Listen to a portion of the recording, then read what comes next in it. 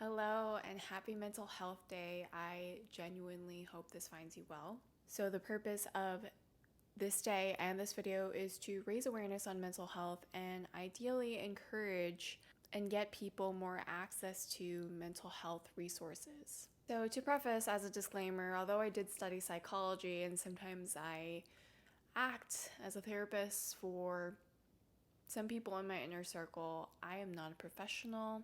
I'm just speaking from personal experiences. However, I do encourage that if you are considering seeking professional help, that you do so if that's what's right for you at this time. Way back when I was in a rough spot in my life, I found therapy to be very beneficial, and I recommend it to anyone that's at least curious or considering about giving it a try. So yeah, today I wanted to talk about burnout and the potential signs of needing a mental health break. This is kind of similar to another video that I posted earlier on self-love. I was talking about how I got to a point in my life where I needed a mental health day, and right now I'm at a point where I feel like I need a mental health week. I'm getting hot.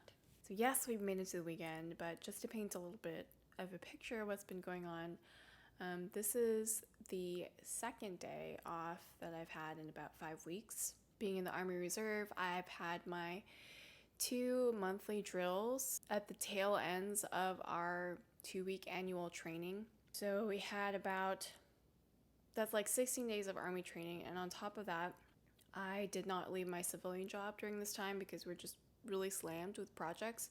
So working like about 10-hour days and having Army duties on top of that. In addition to that, I recently moved back in with my parents, and I know that the grand scheme of things, this is a really good move for me, especially to reach my goals of being debt-free in a year-ish time. But there's just so much energy and emotion that goes into moving back in with your parents, closing a chapter of your life, living with a really close friend. The first time I moved out of our previous apartment together, I cried. And also deciding to get rid of a lot of things as I'm downsizing and trying to live more minimally, whatever, one of those words. But all of that going on, it feeling like I was taking a step back as an adult, as a real life adult. It was just a lot to take on in one time. But despite all this stuff going on, I still felt bad for not performing at my best, for asking for a break. I was looking at how my coworkers were performing and thinking that, oh, they're still, able to perform during this really busy time. I was also looking at the people in my life and seeing how hard they're all working and trying to essentially find external validation as to why I needed a break. And in actuality, the only validation that I needed was within me. It was internal.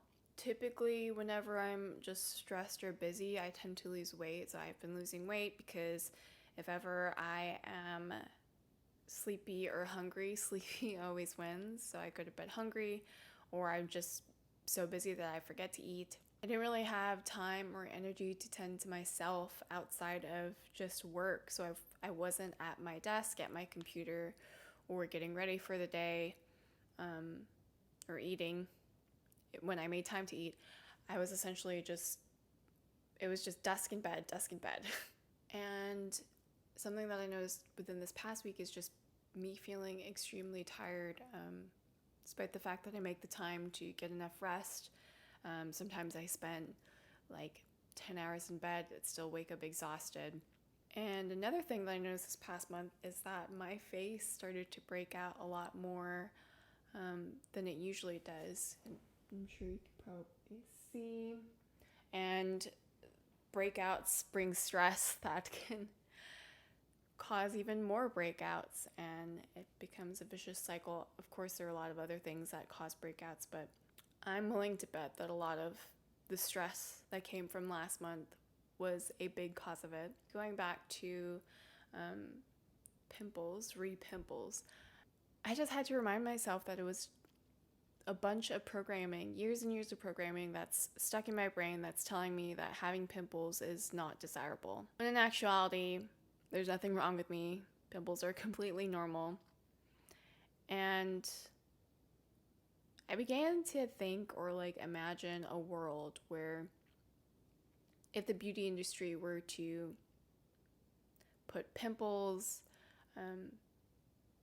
under eye bags, dark circles, age spots, if they were to put that on a pedestal and say, these things are things that you need to be desirable, to be beautiful, like, can you imagine what people would do? People would be not getting sleep, eating crap, maybe throwing some dirt on their face, not wearing sunscreen, all in the name of beauty, but it's another topic in itself.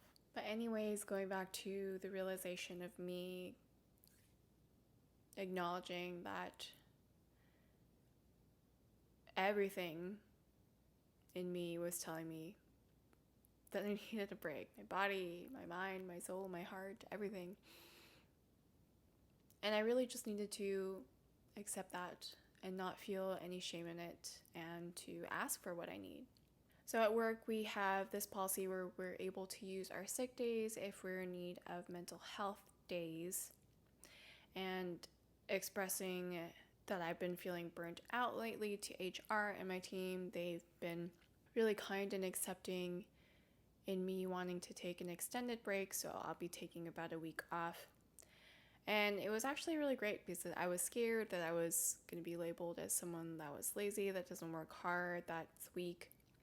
But in actuality, I was praised for making my mental health a priority. So that was really a game changer. And in my opinion, I don't think it should be a game changer. I don't think it should be an anomaly. It should be the norm. We should all be praised for taking care of our mental health. And I'm hoping that that's the case for you and wherever your workplace is. So with work, I asked for some time off to recoup, and with my personal circle, I asked for support in a number of ways. For example, with my partner, I asked for more quality time and touch. With friends, I asked for the opportunity to vent in a way that wasn't like emotionally dumping, words of encouragement, and I also made plans with my family and friends to take little trips, whether it be socially distant hiking or me and my parents going to the coast for a little pre-holiday celebration.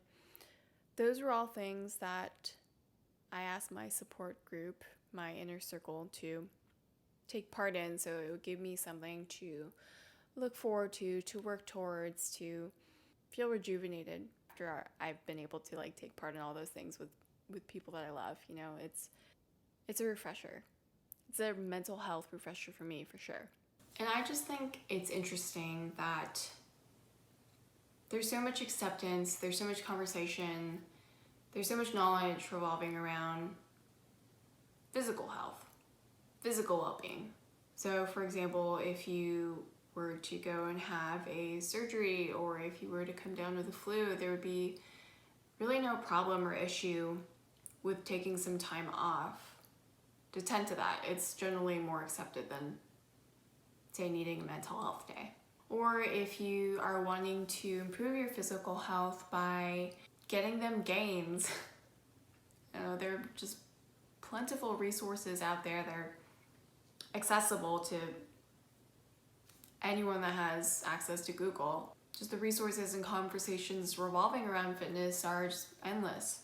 And generally speaking, most people know common precautions to tend to their physical health. So especially right now with washing your hands, things like exercising regularly, drinking plenty of fluids, not eating crap all the time, common things to tend to your physical health. But when it comes to mental health, it kind of gets the short end of the stick. No one really wants to talk about it. It's not really a common topic of conversation when people ask how you're doing. for you to respond by saying, oh, you know, I'm having a really hard time, I'm really sad, I'm really stressed out right now, it's kind of looked down upon. People also don't really know how to address it. I mean, I know for sure that it's kind of hard sometimes for me to respond to someone that I don't know very well if they aren't feeling their best mentally.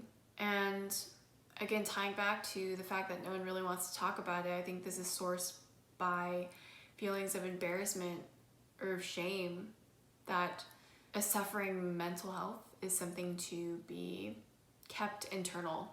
It's something to just ignore, to suck it up and tough through it. That talking about how we really feel makes us lazy, makes us weak, makes us insert a negative word here. But in my opinion, we need to change that narrative. It's easy to put up a front and pretend like everything's okay. But it's hard to be open and honest. In fact, I think it's brave. And it helps us get our needs met. Because if we're not externalizing how we're really feeling on the inside, if we're not expressing to ourselves or to other people what we need to get back to 100%, how is it going to happen? You know, the people around you aren't mind readers. They can't know for certain how they can support you without you telling them. So in sum, it's okay to not be okay. Speak your mind, share your thoughts, feel your feelings, and do whatever it is that you need to get yourself back to where you need to be. Whether it's taking time off, asking for support from your inner circle, or seeking professional help. I implore you to see the strength in knowing when it's time for you to take a step back and to prioritize your mental health. So that's it. That's this video. Hopefully you found it helpful. If you did, I'd very much appreciate it if you gave this video a thumbs up and hit that like and subscribe. Gonna ask for the like and subscribe, of course. But anyways, I hope you have a great weekend and take good care. Bye.